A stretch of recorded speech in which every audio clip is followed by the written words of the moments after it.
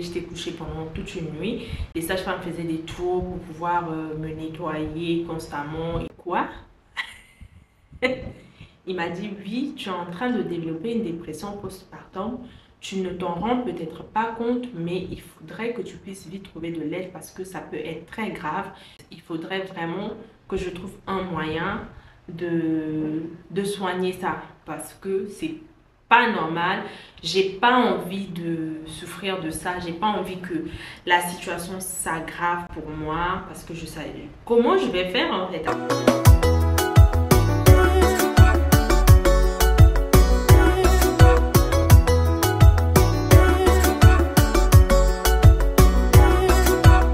Hello les décos, j'espère que vous allez bien. Aujourd'hui, je vais partager avec vous un sujet super important que je trouve hyper important qui est la dépression postpartum, autrement dit la dépression qu'on a après un accouchement.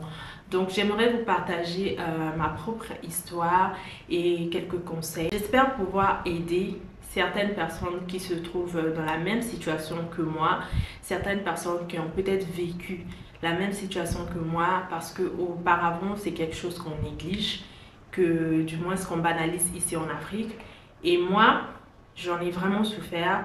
Je m'y attendais pas parce que pour ceux qui ne savent pas, j'ai déjà un enfant et donc je me disais que ça n'allait pas m'arriver puisque ça ne m'était pas arrivé, selon moi, ça ne m'était pas arrivé la première fois. Donc ça m'arrivera certainement pas. C'est super difficile à raconter, c'est super difficile à dire là, mais en même temps, ça va me permettre de me libérer. Et aussi, j'ai espoir que cela puisse peut-être aider d'autres personnes qui sont dans la même situation que moi en ce moment-là ou qui ont vécu des trucs similaires ou on va dire des symptômes similaires que moi. Et on pourra peut-être discuter dans les commentaires et aussi vous dire que vous n'êtes pas seul. Ça n'arrive pas qu'aux autres en fait, au final. Alors, je vais commencer par vous expliquer ce qui s'est passé durant ma grossesse pour que vous puissiez comprendre. Donc, durant ma grossesse, tout s'est bien passé. Je n'ai eu aucun problème pendant ma grossesse. Vraiment, tout était très bien. J'ai été très bien suivie par l'un des meilleurs gynécologues de Dakar. Durant tout mon suivi, le docteur m'avait rassuré que je devais accoucher par voie basse. Pour ceux qui ne savent pas, j'ai un enfant, mon premier fils, je l'ai eu par césarienne. Donc la plus grande peur que j'avais moi, c'était d'accoucher une fois de plus par césarienne. Mais durant mon suivi d'accouchement, le docteur m'avait vraiment rassuré. Il m'avait dit, mais t'inquiète pas, je vois pas pourquoi tu vas avoir une césarienne, ta grossesse se passe super bien, il n'y a pas de complications et tout. Donc tout ira bien, ne t'inquiète pas. J'étais super soulagée, je me disais, enfin je n'aurai plus, on va pas m'ouvrir le ventre, ça va bien se passer, je vais accoucher normalement par voie basse, ça sera peut-être une douleur de quelques jours, quelques semaines, mais après ça va passer. Parce que pour ceux qui ne savent pas, lorsque tu accouches par césarienne, c'est hyper difficile, c'est hyper douloureux, surtout si tu n'as pas de soutien, si tu n'as pas de proche avec toi, je n'osais même pas imaginer. Ma plus grande prière, c'était vraiment que le bon Dieu fasse que je puisse accoucher par voie basse. La dernière visite de ma grossesse, le médecin m'a dit exactement ces mots. Madame Janie, votre enfant n'est pas totalement descendu, vous êtes presque à terme, donc vous devez faire des marches, beaucoup de marches, ou alors ça risquera d'être une césarienne parce qu'on ne va pas attendre très longtemps. Et là, le déclic en fait, c'est genre ce n'est plus sûr, là il y a il se peut que ça soit la césarienne, il se peut que tu accouches par voie basse. J'ai dit respire, il y a encore de l'espoir. Donc j'ai commencé à faire des marches. Les gars, je marchais tous les jours, je montais les escaliers. Du rez-de-chaussée, je monte jusqu'au 3e, je redescends jusqu'au rez-de-chaussée. Je faisais des tours au moins 4 à 5 fois pour que le bébé puisse descendre. Je me retrouvais même dans le quartier à marcher, à faire des marches, vraiment à tourner dans mon quartier. Tout ça pour que l'enfant puisse descendre. J'ai fait ça tous les jours. Parce que le médecin m'avait dit ça, je pense, une semaine avant. Donc j'ai fait ça pratiquement pendant une semaine dans l'espoir que le bébé puisse descendre. Le jour présumé de l'accouchement, malgré tout ce que j'ai pu faire, toutes les marches que j'ai pu faire, la fatigue que j'ai eue en marchant, le jour même, le médecin m'annonce que ce sera finalement une césarienne parce que l'enfant n'est finalement pas descendu comme il faut et que si on forçait la voix basse, je devais avoir des séquelles très graves ou peut-être perdre la vie, perdre énormément de sang et tout. Donc, sachez que au Sénégal, ici, je suis toute seule, on va dire, à part ma petite soeur, je parle de quelqu'un de grand. J'ai pas ma mère, j'ai pas ma tante, il n'y a pas un proche âgé qui est là. Donc, c'est moi qui suis la grande soeur, donc j'avais que ma petite soeur qui n'était même pas avec moi.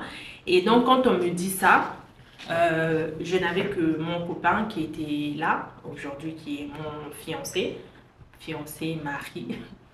Dans d'autres pays, je dirais mari, mais ici au Sénégal, on dit fiancé. Donc, mon fiancé.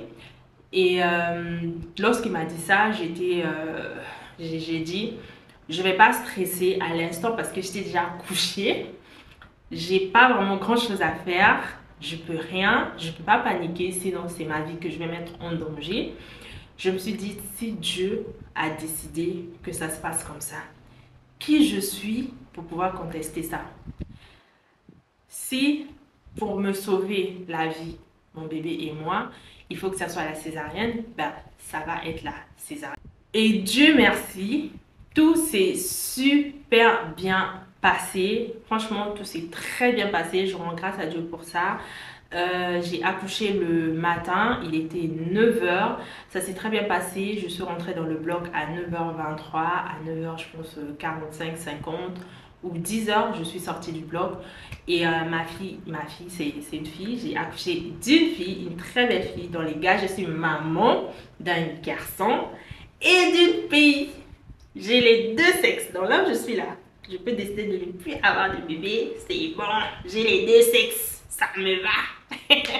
Donc, ma fille se portait super bien. Super bien. Elle est née en très bonne santé. Elle est née avec des très bons kilos, un très bon poids, un gros bébé. Et vraiment, Dieu merci. J'ai passé 3 jours exactement à la clinique. Ouais, j'ai passé, je pense, 3 ou 4 jours. Le premier jour, j'étais couchée. J'avais pas ma fille parce qu'on l'avait emmenée en néonatologie, là où on laisse les bébés pour les sages-femmes vont s'occuper d'eux et tout, quand la maman n'est pas apte, parce que vu la césarienne que j'avais et le temps que l'anesthésie puisse finir, parce que lorsqu'on t'opère, tu ne sens plus tes pieds. Je sentais vraiment plus mes pieds. Le bas, c'était une anesthésie partielle, donc en haut, j'étais bien, je parlais, mais j'avais l'impression que je n'avais plus mes jambes, j'avais plus rien. Donc le temps que l'anesthésie puisse finir, pour que je puisse ressentir mes pieds, que je puisse reprendre les mouvements de mes pieds, j'étais couchée pendant toute une nuit. Les sages-femmes faisaient des tours pour pouvoir me nettoyer constamment et tout. Parce que oui, même quand tu accouches par césarienne, tu saignes toujours, tu saignes par voie basse. Donc, elle venait me nettoyer et tout ça. Et j'ai passé toute la nuit comme ça, couchée. Il n'y avait que mon fiancé et sa mère qui de temps en temps partaient voir ma fille. Si cette première nuit-là, j'ai pas pu l'allaiter, donc sa première naissance, elle a pris le biberon. Et d'ailleurs, tous mes enfants, mon premier fils, c'était la même chose que je vous explique. Mon premier fils, c'était pareil. Je ne l'avais pas allaité parce que j'étais voilà, anesthésie, etc. C'est la même chose et c'était pareil pour ma fille. Alors, je me sentais très seule. Je ne vais pas vous mentir, je me sentais très seule. À la différence de l'accouchement de mon fils, j'étais entourée de ma mère.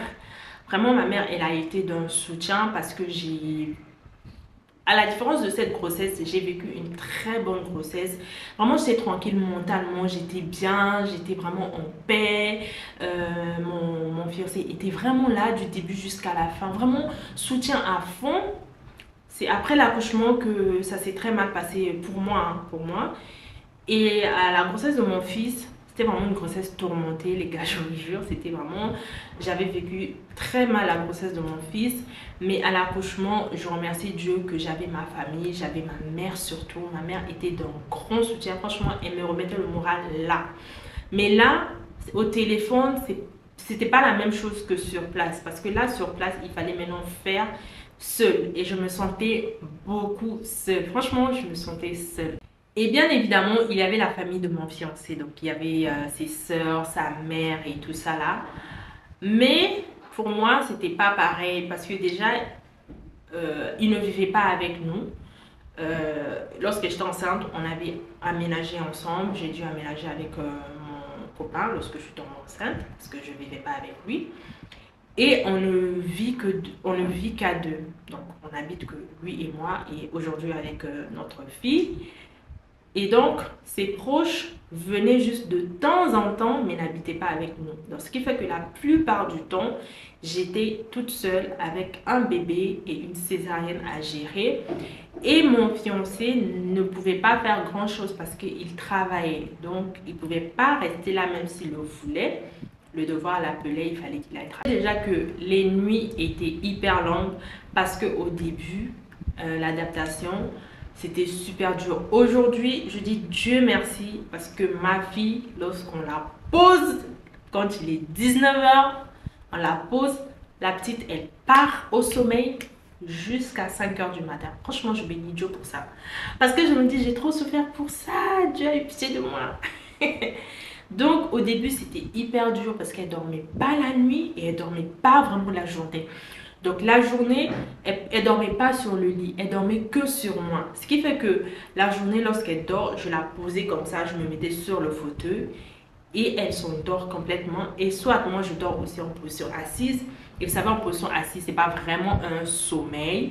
Tu dors pas vraiment parce que tu as peur de faire tomber ton enfant et tout. Donc tu es éveillé en fait dans ta tête. Ce qui fait que je dormais pas la nuit parce que la nuit, elle dormait pas. Elle pleurait beaucoup à cause des maux de ventre. Vous savez, les débuts des bébés là, c'est très difficile. Et quand tu n'as personne, ça a commencé vraiment à jouer avec ma tête parce que j'hallucinais. J'avais tout le temps des maux de tête. Alors que je me disais, si ma mère, elle était là, ma mère pouvait garder l'enfant. Moi, je pouvais dormir même 1 ou 2 heures. Mais là, je ne pouvais pas. Et même dans la nuit, mon copain, il pouvait être là, m'aider. Mais le pauvre, il ne savait pas trop quoi faire. Et à la différence de moi qui ai déjà eu un enfant, lui, c'est son premier enfant. Donc, il ne savait vraiment pas comment s'y prendre avec les bébés. Vous voyez, donc il apprend aussi en ce moment à être père et tout. Et je ne pouvais pas m'en vouloir pour ça. Les premiers signes de ma dépression que j'ai peut-être négligé au début, je pense que c'était la tristesse. J'étais tout le temps triste. Les pleurs. Je pleurais tout le temps, la journée, quand j'étais seule. En fait, des fois, je me surprenais en train de pleurer. Genre, j'étais là, je me rends compte que mes larmes coulaient. Vous voyez ce que je veux dire?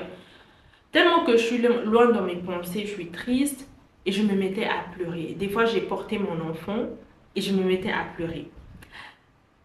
Ça donnait l'impression que j'étais pas bien et tout.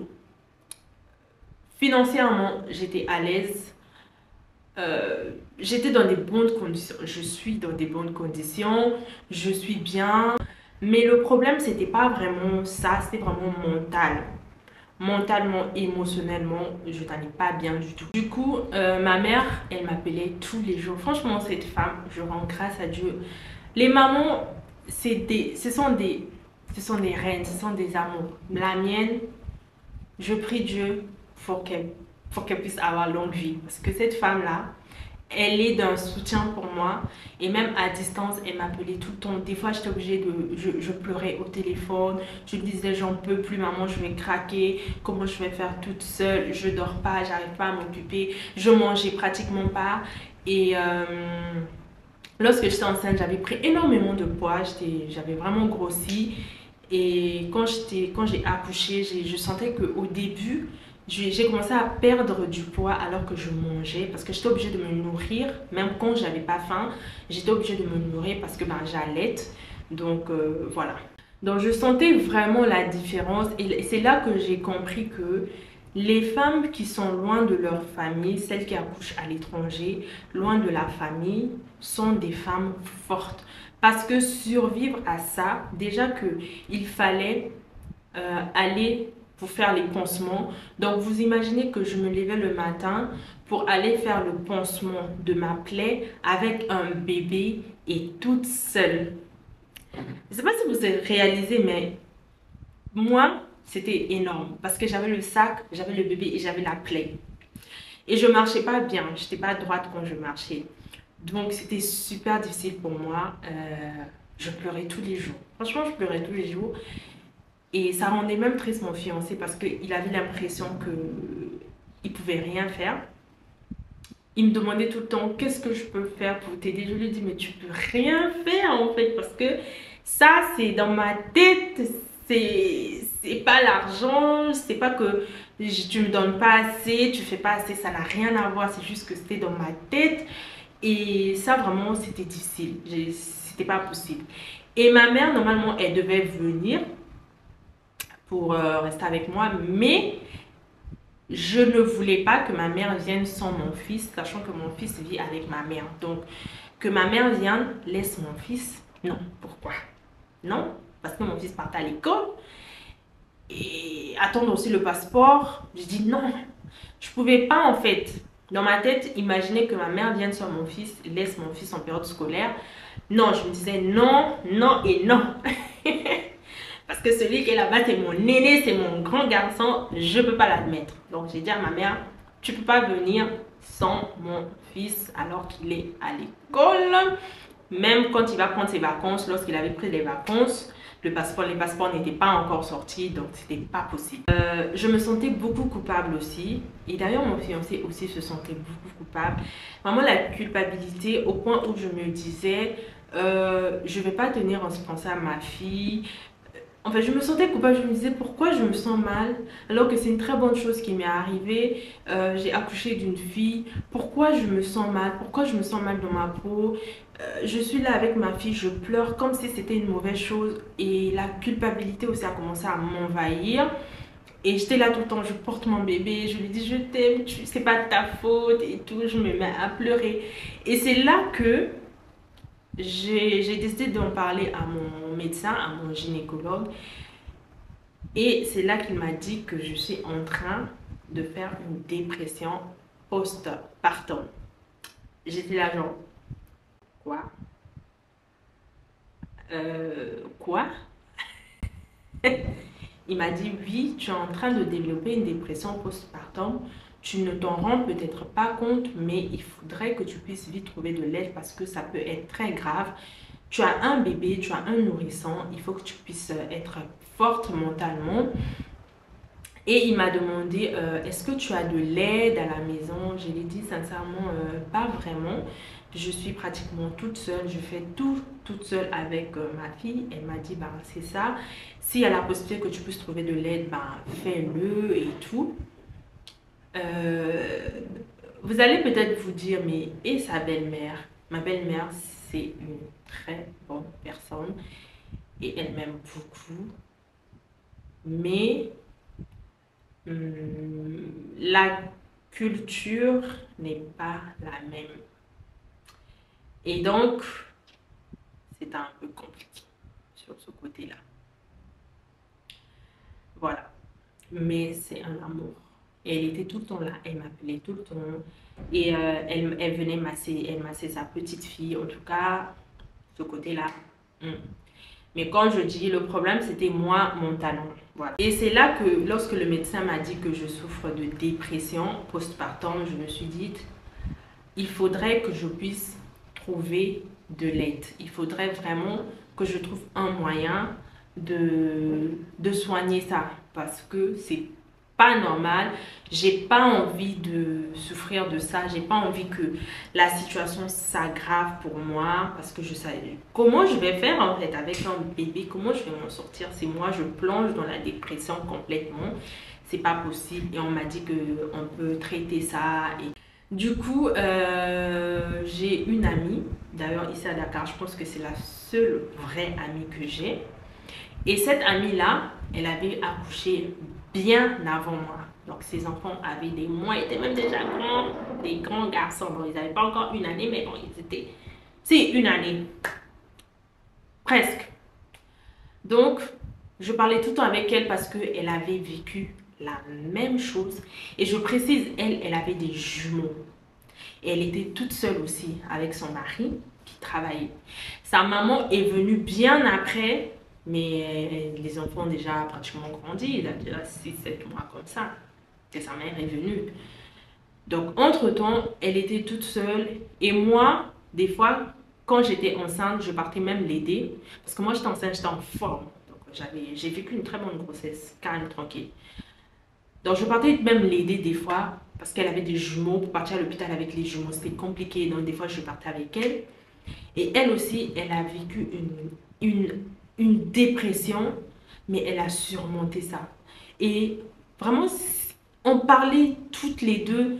On pouvait passer des heures au téléphone, elle me remontait, on parlait de ce qu'elle a vécu et tout.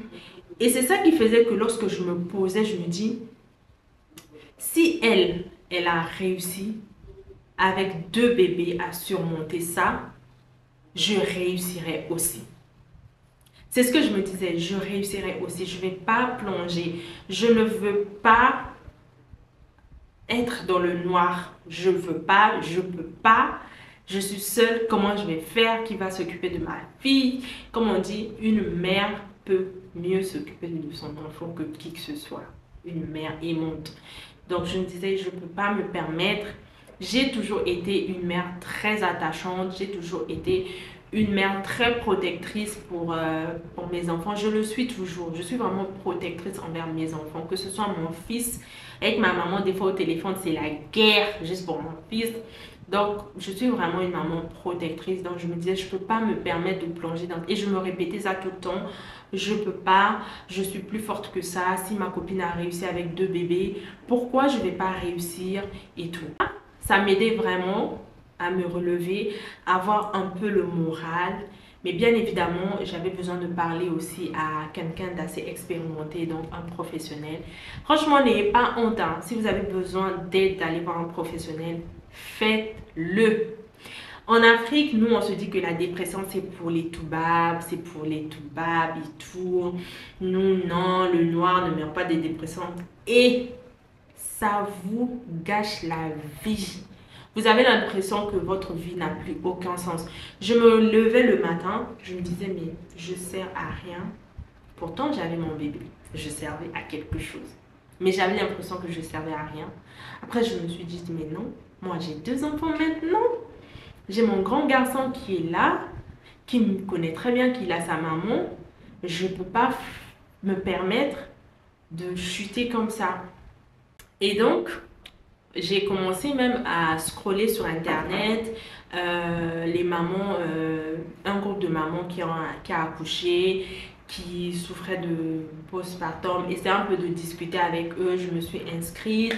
Et ça a été une révélation.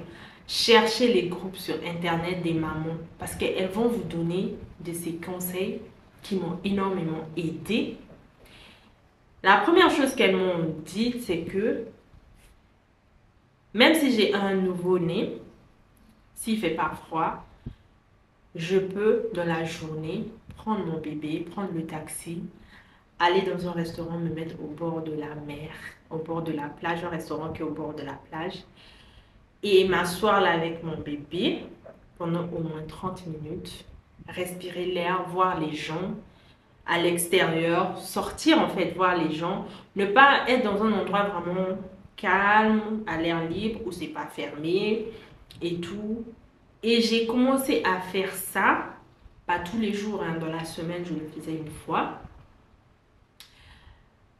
Franchement, ça m'a beaucoup aidé parce que lorsque je sortais, je soufflais.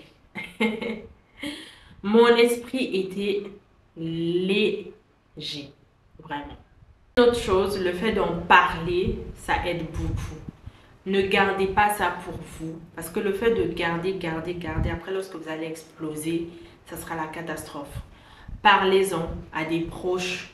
Et si vous voulez être aidé, moi il y avait des fois, j'étais obligée deux. Parce que mon fiancé, il a ses petites sœurs qui sont ici et elles étaient beaucoup là. Et sa maman. Donc, je partais souvent là-bas. Et eux, ils vont prendre ma fille. Moi, j'étais là. Ça me permettait aussi de me reposer et tout. Et après, j'ai commencé à me féliciter parce que je commençais à reprendre un peu goût à la vie. Je commençais à me sentir un peu mieux.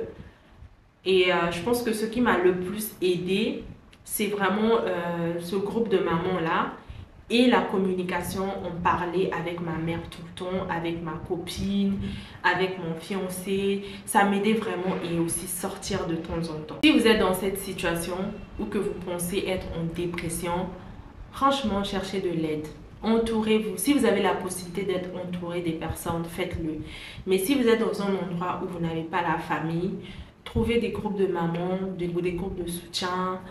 Sortez, même si c'est toute seule avec votre bébé, si ça c'est avec votre homme aussi. Sortez au moins une fois dans la semaine ou une fois toutes les 2 semaines. En tout cas, dès que vous pouvez, sortez. Même 30 minutes par jour, ça va vraiment vous aider. Vous allez respirer. Vraiment, les pensées enfermées là, comme vous êtes dans la maison, ça va vraiment partir. L'une des choses aussi qui m'a vraiment atteinte négativement, c'est l'alopécie postpartum. J'ai commencé à perdre mes cheveux. Et c'est aussi ça qui a vraiment confirmé que je faisais une dépression parce que le fait d'être anxieuse, stressée, j'ai commencé à perdre mes cheveux. Je vais vous mettre une photo juste là de comment j'étais. Quand mes cheveux ont commencé à partir, j'ai failli être chauve. Et donc, vraiment, la décision qui m'a aussi permise de me dire que c'est un nouveau départ pour moi, je vais m'en remettre, ça a été vraiment de couper mes cheveux. Vous allez voir dans certaines vidéos, j'ai les cheveux coupés. C'est exactement pour ça. J'ai pas coupé mes cheveux par plaisir parce que j'ai vraiment commencé à perdre mes cheveux et je me suis dit que la meilleure solution, c'est pas de chercher à les traiter. Je veux repartir à zéro. Parce que voilà, je veux me sentir libre. Et faire ça a été vraiment un soulagement. J'ai eu l'impression que c'est une nouvelle opportunité pour moi. Et en ce moment, ça va beaucoup mieux. Vous pouvez le voir sur mon visage. Je m'en suis en sortie, mais c'était vraiment pas facile. C'était un combat contre moi-même. Et sachez les gars que peu importe la durée de la nuit, le soleil finira toujours par se lever. Donc, peu importe la situation sombre que tu vis en ce moment, tu trouveras toujours un endroit où tu verras l'éclairage. Il ne faut jamais perdre espoir. Il faut toujours être forte. Même si ça sera se battre contre toi-même, il faudra que tu sois forte. Seul toi-même peut t'aider. Les gens peuvent venir t'aider. Ils vont t'apporter tout leur soutien. Mais si toi-même, ton mental est fermé, ça ne servira à rien. Donc, l'effort là, le premier effort, le premier pas, c'est toi-même qui dois le faire. Voilà les gars, merci à ceux qui ont pris le temps de regarder cette vidéo là jusqu'à la fin et j'espère qu'elle a pu donner de l'espoir à certaines mamans peut-être qui vivent cette situation là ou peut-être certaines personnes qui ont eu à vivre la même situation que moi et ne savaient peut-être pas que c'était une dépression. J'espère que tu t'es peut-être retrouvé dans ça et sache que si cela t'arrive, ce n'est que normal. Ça arrive à plusieurs femmes. C'est juste que des fois, il y a de celles qui ne le savent pas, qu'elles sont en train de souffrir d'une dépression. Elles se disent juste que c'est normal, j'ai accouché et tout, alors que c'est quelque chose qu'on doit prendre au sérieux. Et aux hommes qui regardent cette vidéo, j'espère que cela vous a permis de voir le combat que subissent les femmes qui viennent d'accoucher. Que ce soit une femme qui a accouché par césarienne ou par voie basse, le combat est le même. La différence c'est que la césarienne c'est une plaie qui ne finit pas aussitôt. C'est une plaie avec laquelle on vit. Si vous avez des questions, des commentaires ou même faire part de votre propre expérience, n'hésitez pas à le mettre dans les commentaires. Ça serait plaisir de savoir qu'il y a d'autres femmes aussi qui ont vécu ça. Et surtout, quelles sont les solutions qui vous ont aidé? Qu'est-ce que vous avez fait pour pouvoir vous en sortir? Peut-être il y a des personnes qui sont dans la situation en ce moment-là. En voyant, ça peut les aider. Et sachez que vous n'êtes pas les seuls. Vous n'êtes vraiment pas les seuls. Et surtout, cherchez de l'aide. Car il y a toujours de l'aide disponible. Voilà les gars, prenez soin de vous, portez-vous bien. En attendant, on se retrouve prochainement pour une nouvelle vidéo.